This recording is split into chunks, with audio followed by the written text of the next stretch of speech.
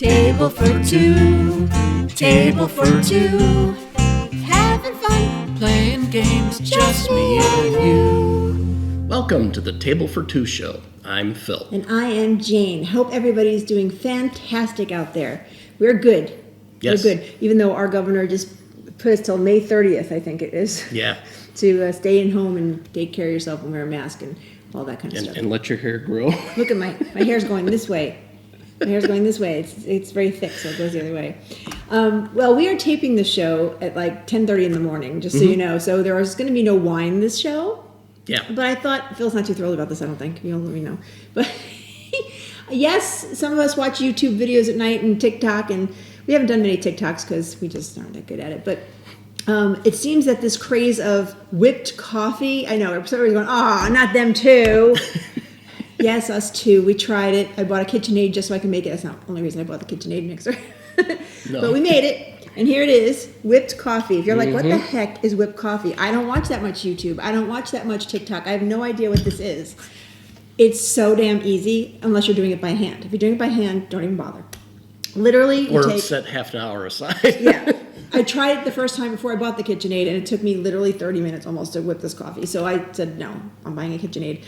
It's really easy to make. If you haven't seen 500 videos of it already, you take 1 part instant coffee, 1 part sugar or sweetener of choice, and 1 part hot water. And when I say part, it depends on how much you're making. So like for 2 of us, I do 2 tablespoons of instant coffee, 2 tablespoons of sugar, and yes, we do use sugar, and then 2 tablespoons of the hot water, and then you let it sit in the KitchenAid, blend. It took about 5 minutes, and it makes this really creamy coffee.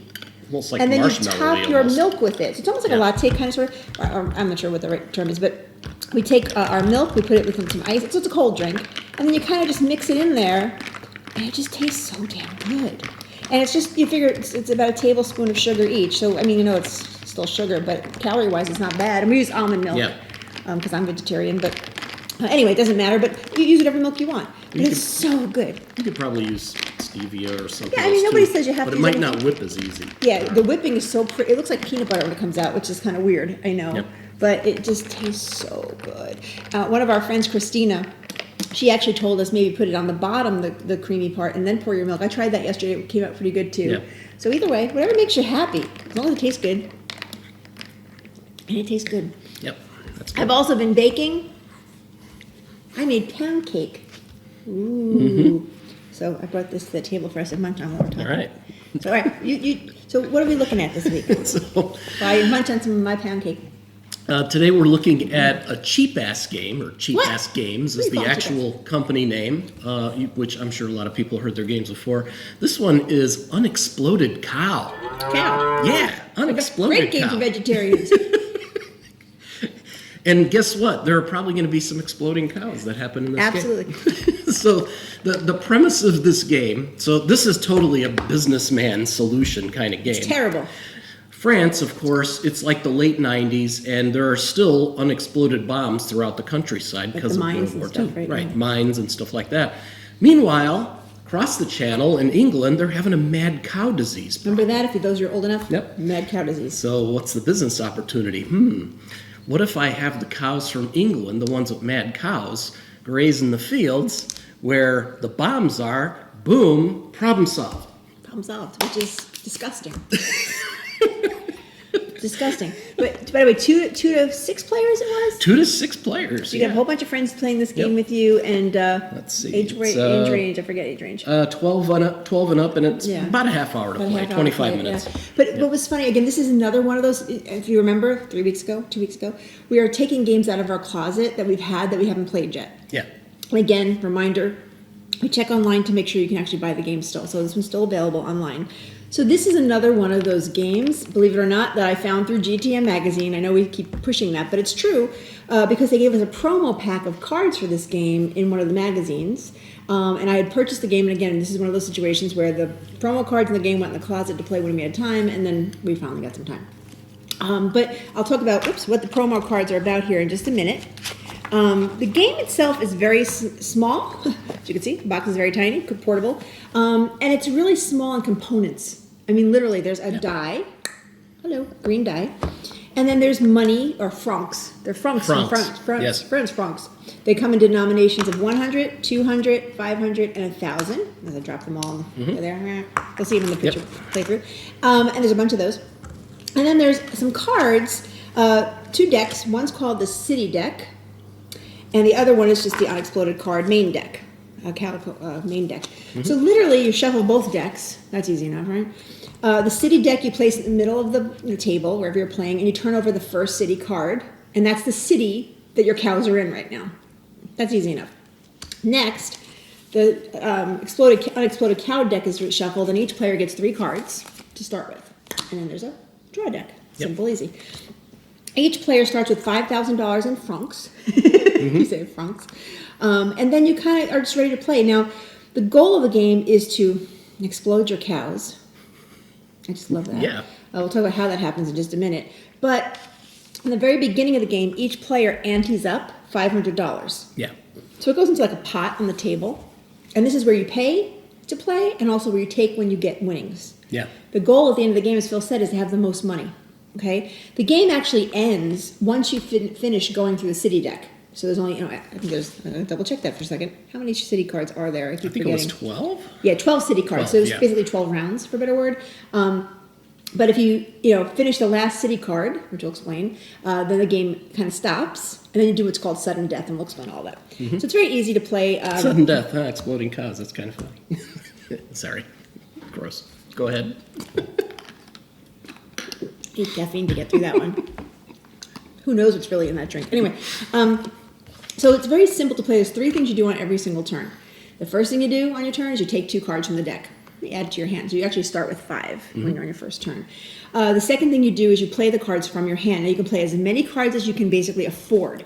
So each of the cards in your deck have a cost. And you'll see it says price. In this case, 100, price 300. So if you have the money, you can spend the money to use your cards. And again, as many as you want. What you're doing is you're starting a herd in front of you. You're a herd, and then Phil will be starting his herd in front of him. And you're trying to put the most valuable cows in the herd. So like, for example, Winston here, he cost me $300 to play him. So I put $300 in the pot. And then I put him in front of me as part of my herd. And he actually, if I explode him, he actually gets he gives me $800. He saves me, or francs. Yes. Francs. So I keep saying dollars.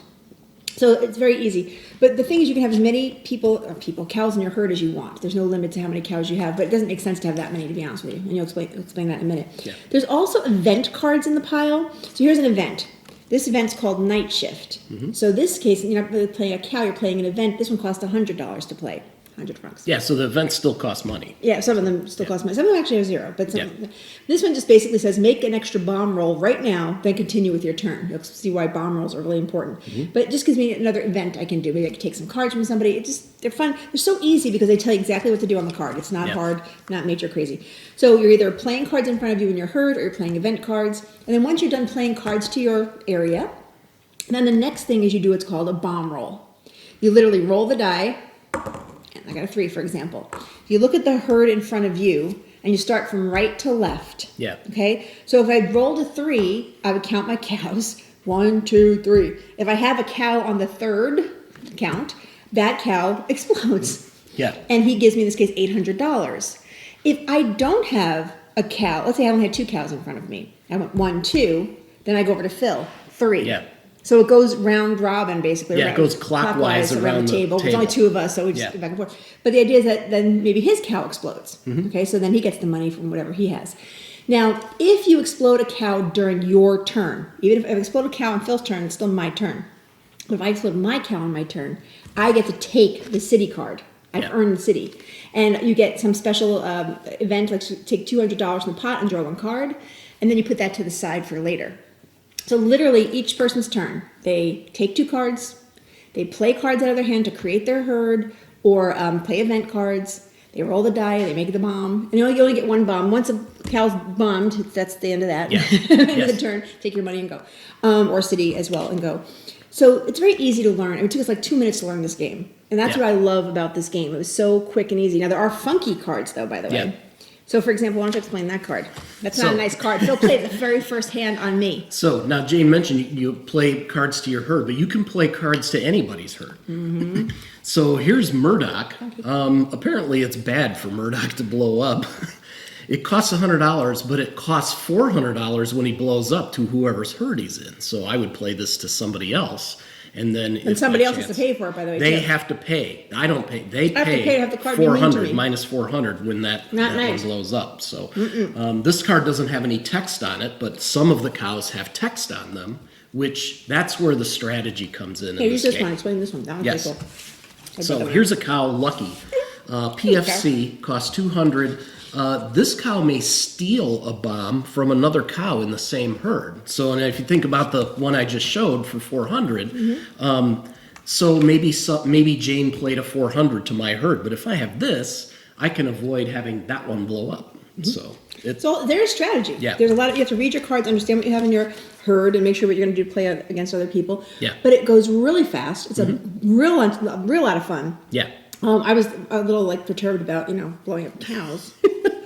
I was impressed with how much strategy there was in the game. Yeah. Positioning, if I have a card that can take a bomb from any other cow, why would I play them in the first 5 positions? I could play them all the way on the end. And that's important too. During your turn, when you actually play cards, you can rearrange your herd in a certain order, but only during your turn. Right.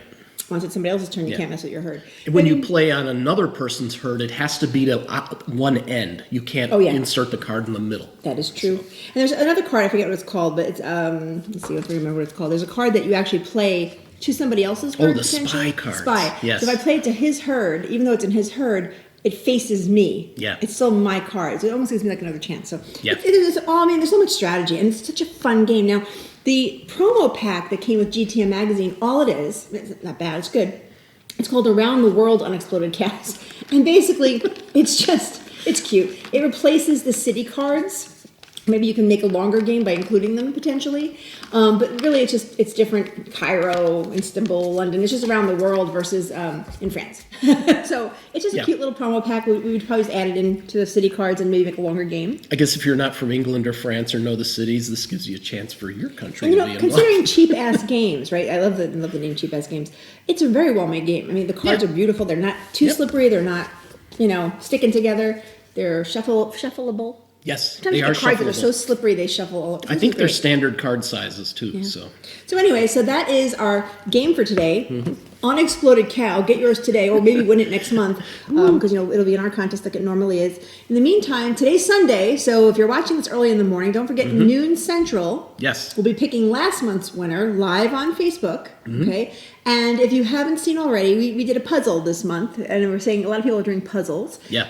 Don't forget to email us or mail us or message us, whatever you want to send it to us. Don't mail it to us in the mail, because that'd be huge.